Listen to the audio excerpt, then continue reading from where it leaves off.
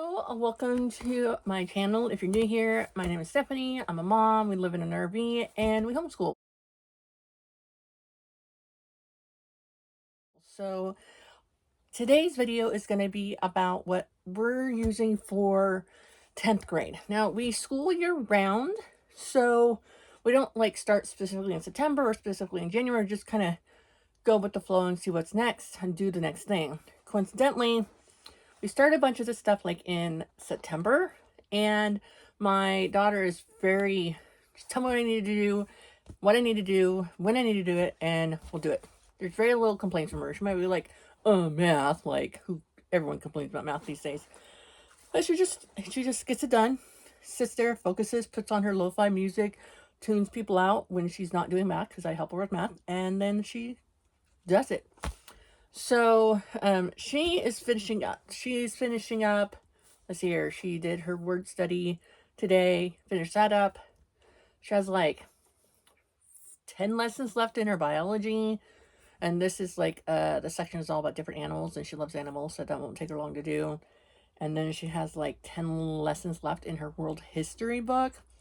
And then that's it. And then everything will be 10th grade. So, I'm going to talk to you guys about what we're doing for 10th grade. And she's been wanting to start everything in June, which we might just take a few week break and be done with it when she's done with her history and her science. Be like, okay, get it done before your birthday, and then we can start June 1st. And then it'll be June 1st to her birthday. Her birthday's right before Memorial Day, so sometimes we end it there. Okay. That's a lot of long-winded stuff.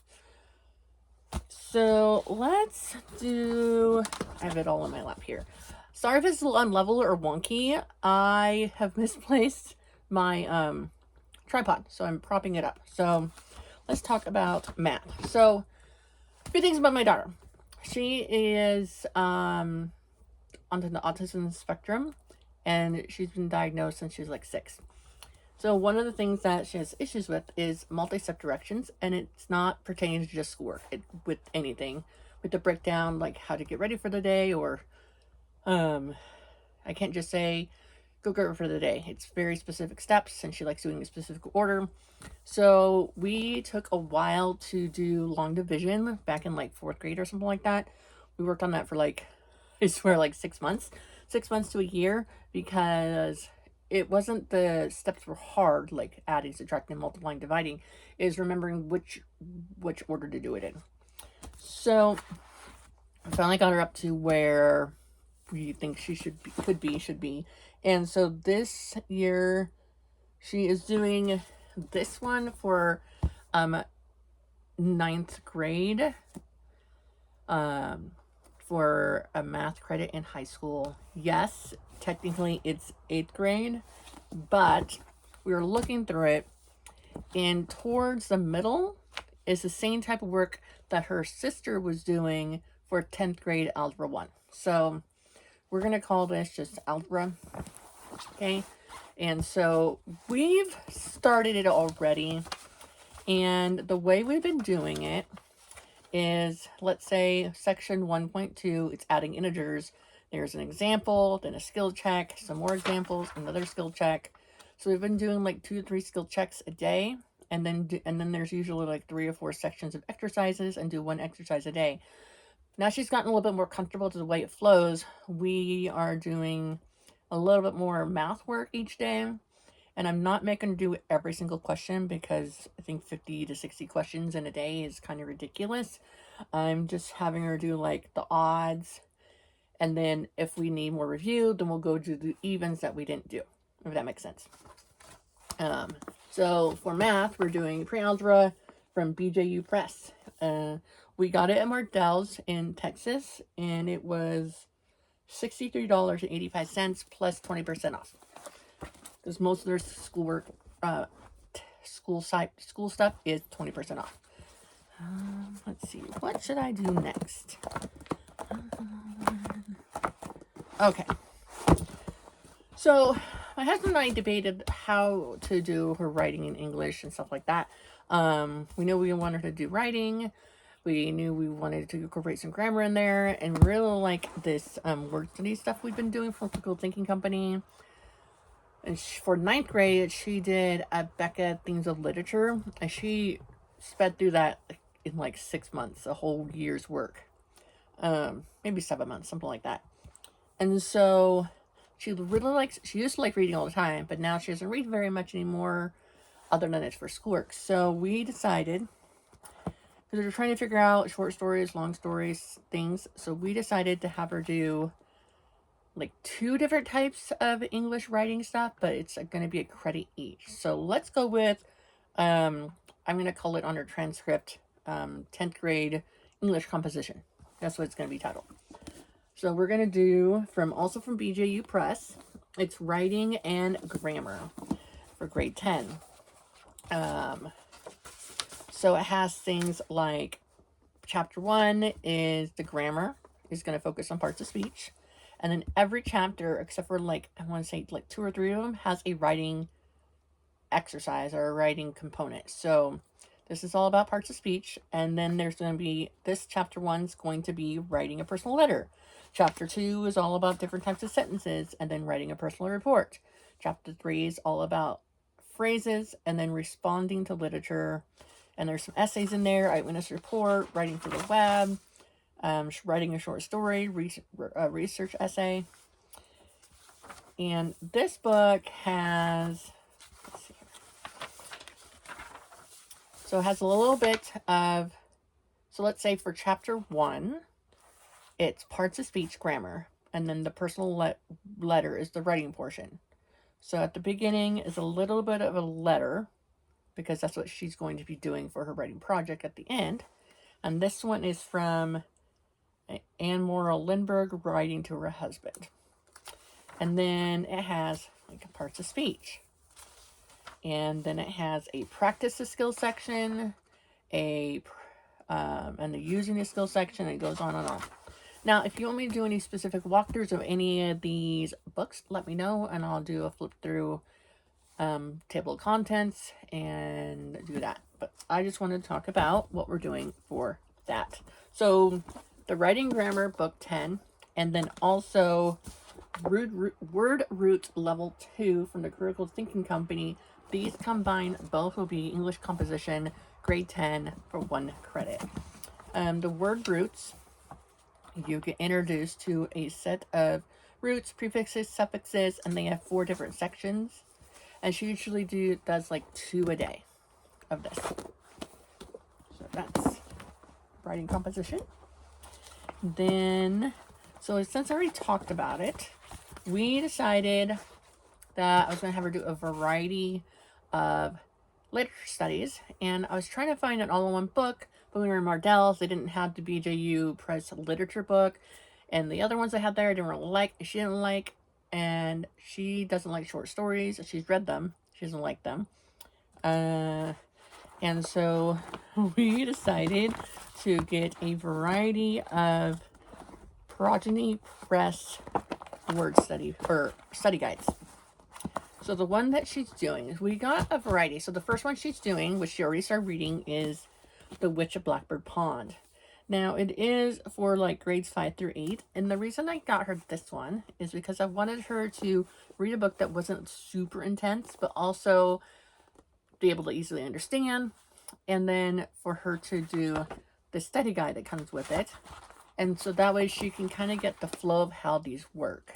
Now, the study guides are not inexpensive. They're $25 a piece. And at first I thought I would save them and then have Jackson, my 11-year-old, do them later. But there's some stuff in there you can't really copy on paper, like word searches and stuff. Now it has a table of contents. It has a note to the instructor. And in the notes, it says that over the years, we have found that it works best that students completely read the novel the first week, and then starting the second week, have found it works best to work on 1 study guide page per day until the chapter sections are completed. And it says like 6 to 8 weeks. The Witch of Blackbird Pond is only 21 chapters, and She's already done 15 chapters in like 3 days. She's a really fast reader and she remembers everything she reads. So I'm not worried about her not remembering it. But let's go through the books that I decided, and I got her input about what books she did and didn't want.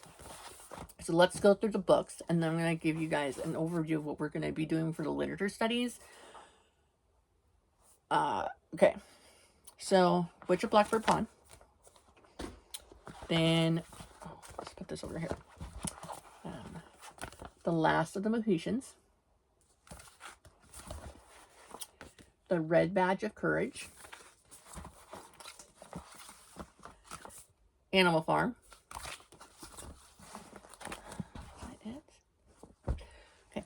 And then she's also going to be reading The Two Towers from Lord of the Rings. She's already read the first book completely, and she's read The Hobbit. So this is the next one. It's a little bit thicker. So I'll probably have her do it in the middle of some other ones. So it's going to be a longer book, short book, longer book.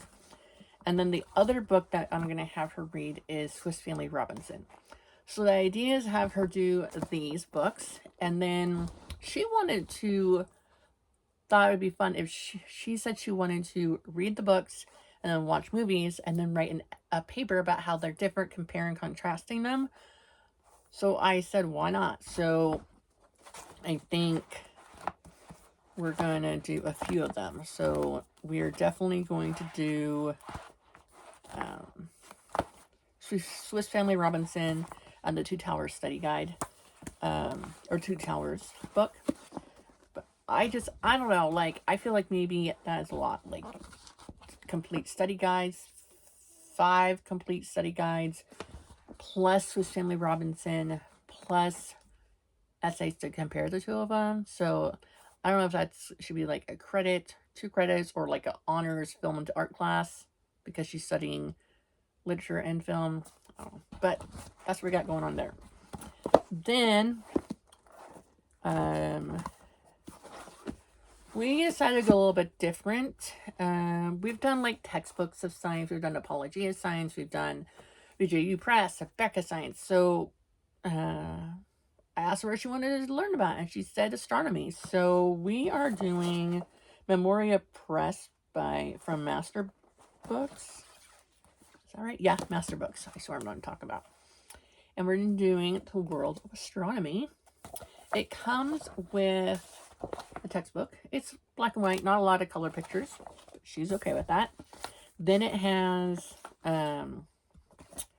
so the way it's set up is at the end of the section.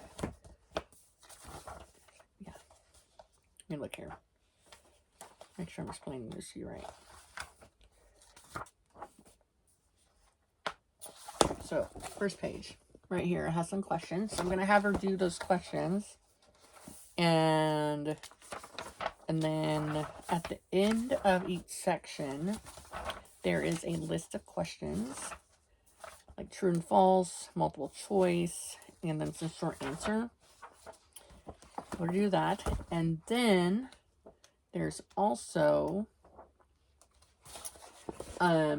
supplemental student questions, extra ones. And then there's also tests to go with it.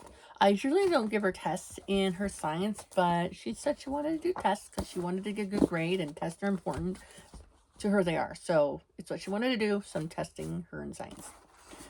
So, all right, got math, blah, blah, blah, blah. Okay, so finally, we got history.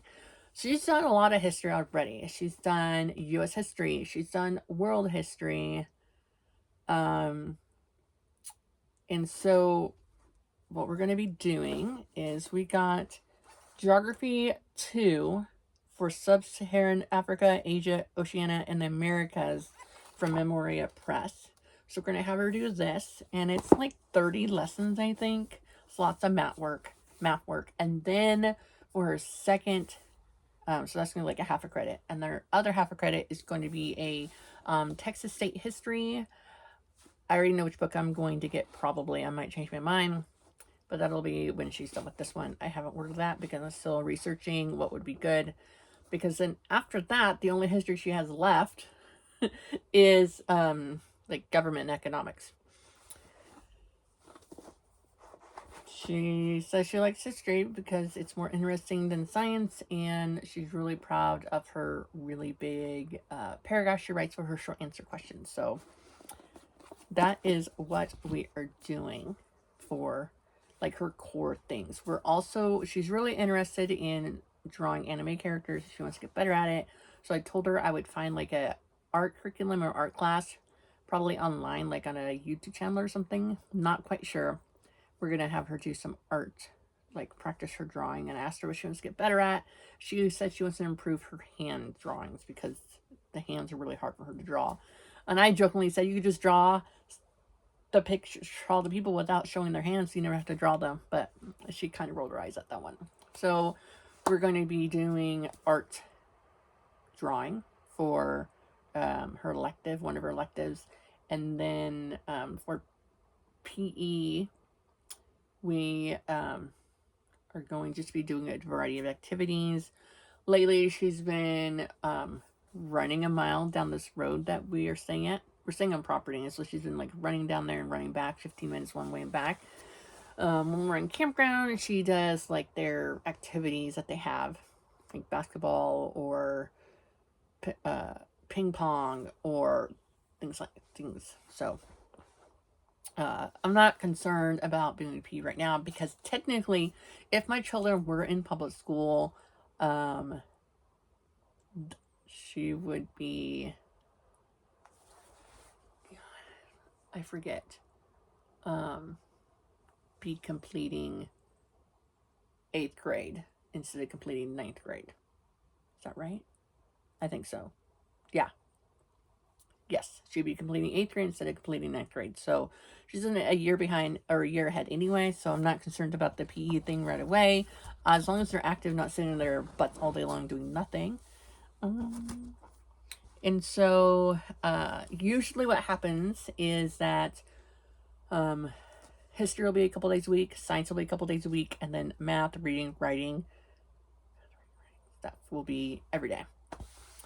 And usually we don't do schoolwork on Fridays, but because we're in an area right now that there really isn't anything else to do because we're on property about 6 miles away from town. It's 20 acres of property. Usually been having them do schoolwork on Fridays, just like a little bit, like 2 things, but not math because I think 4 days a week of math is plenty for them. So that's what I'm doing this year for 10th grade for my daughter. If you like this sort of video, hit the like button and subscribe for more because coming up soon, I'll be going over what I am doing for my boy who's 11 and doing mostly 6th grade work. So stay tuned. And as always, have a wonderful day. Bye.